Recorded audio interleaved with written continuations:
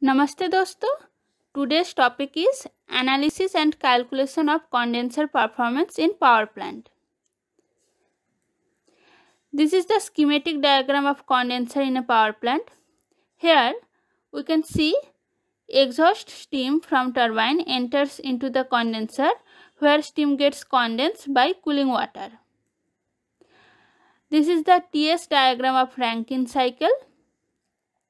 Low condenser back pressure or high condenser vacuum lowers the steam temperature in the condenser, due to which the exhaust steam from turbine expands to a greater extent, resulting in increased availability of heat energy for converting into mechanical work in turbine and hence more generator output.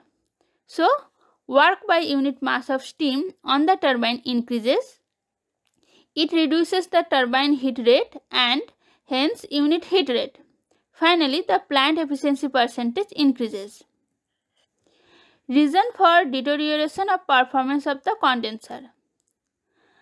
The performance of the condenser is expected to deteriorate over a period of time due to bad chemistry of cooling water maintained in it, resulting in scale formation and tube fouling affecting the heat transfer badly. Second is low cooling water flow through the condenser tubes raises the exhaust steam temperature and thus the condenser back pressure. Air ingress into the condenser through leaky valves, pipe fittings and instrument tappings and improper functioning of steam jet air ejector will also contribute to increased condenser back pressure.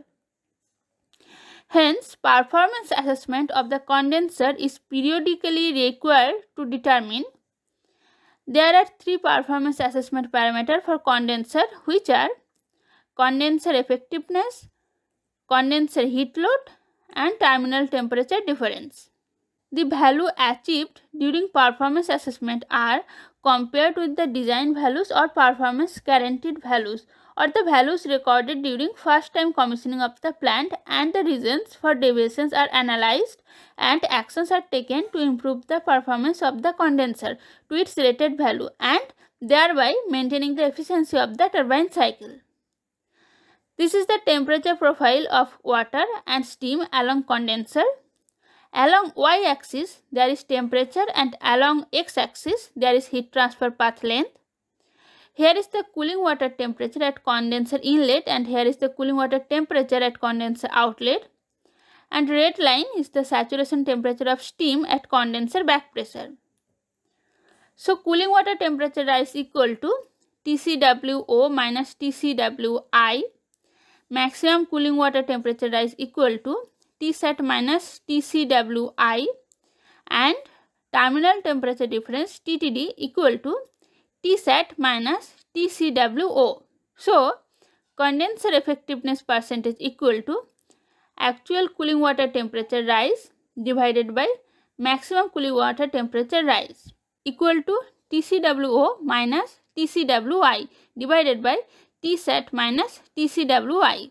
Next, condenser heat load in kilocalorie per hour equal to Q into Cp into TCWO minus TCWI, where Q equal to condenser cooling water flow in kg per hour, Cp equal to specific heat of cooling water and del T equal to temperature rise of cooling water in degree centigrade. This is the graph where we can see effect of cooling water inlet temperature on TTD. Along y-axis TTD and along x-axis cooling water temperature in degree centigrade. As the curve shows, as the cooling water inlet temperature increases, TTD increases. And in the second graph, we can see the effect of cooling water inlet temperature on condenser back pressure. As the cooling water inlet temperature increases, condenser back pressure also increases. In this graph, we can see the effect of condenser back pressure on power plant cycle efficiency. As the condenser back pressure increases, cycle efficiency percentage decreases. So, the unit heat rate will also increase. So, the heat required to generate 1 kilowatt hour power will also increase. That means consumption of fuel will also increase. Ultimately, the cost of generation will also increase. Performance measurements. The following measurements are made for condenser performance evaluation. condenser cooling water inlet temperature, condenser cooling water outlet temperature, condenser back pressure or vacuum, hot oil condenser temperature, and condenser cooling water flow. Reason for high condenser back pressure or low vacuum. There are some reasons for low condenser vacuum or high condenser back pressure. Those are reduced cooling water flow, increased in cooling water outlet temperature, falling or scaling of condenser tubes, accumulation of gases, large thermal load, flooding of condenser tubes, improper functioning of vacuum pump or steam jet air injector. After various observations and performance assessment, the following diagnosis has been done about condenser.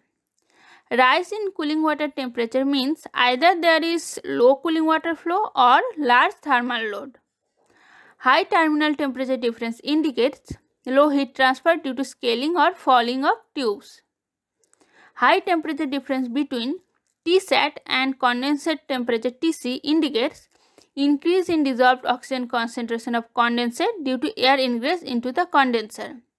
Here we can see in the table that the effect of back pressure on heat rate is considerable even for small variation of 0.01 kg per semi square in both cases of 210 megawatt and 500 megawatt. Now, before solving a problem, take a look back at condenser performance assessment. Condenser effectiveness percentage equal to TCWO minus TCWI divided by Tsat minus TCWI. Condenser heat load equal to Q into Cp into TCWO minus TCWI. The terminal temperature difference equal to Tsat minus TCWO. As for the problem, the cooling water inlet temperature TCWI equal to 30 degree centigrade and TCWO equal to 39 degree centigrade. Now the solution. Condenser vacuum equal to 684 mmHg, atmospheric pressure equal to 750 mmHg. So condenser back pressure equal to 66 mmHg.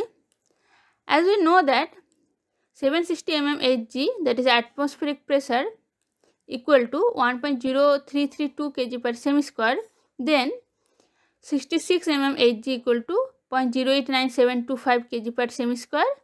From steam tables we get that saturation temperature of steam equal to 43.3 degree centigrade. So now actual cooling water temperature is equal to 39 minus 30 equal to 9 degree centigrade, and maximum cooling water temperature is equal to 43.3 minus 30 equal to 13.3 degree centigrade. Now condenser effectiveness percentage equal to, by putting all the values in the formula, percentage is 67.7%, and terminal temperature difference TTD equal to 43.3 minus 39 equal to 4.3 degree centigrade. So thank you guys, this is all for today. See you in next video.